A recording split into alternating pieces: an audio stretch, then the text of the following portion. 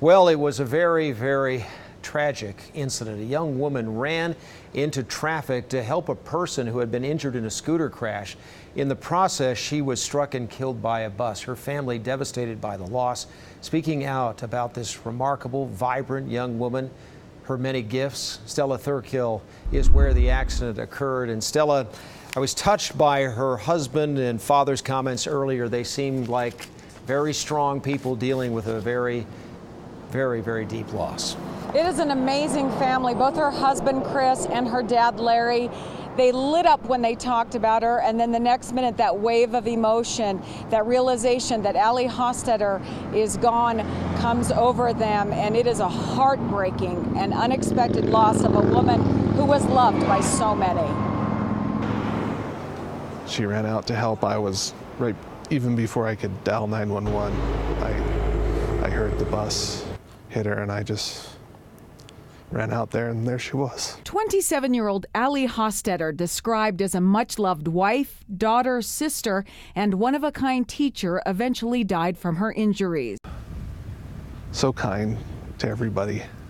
It didn't matter who you were, and caring, and obviously her last act reflects that. Chris says he and Allie, his wife of 9 months, were headed out of town. We were just getting ready to go to Disney World. Now Chris is left with countless memories cut short, and he relies on family and friends to help him get through an unthinkable experience. Our relationship flowed, and we just grew to love each other very quickly. She was a person who kind of knew what she wanted in life in general, and she knew that Chris was the right person. Allie's dad, Larry Cole, says he knew his daughter was special from the moment she was born.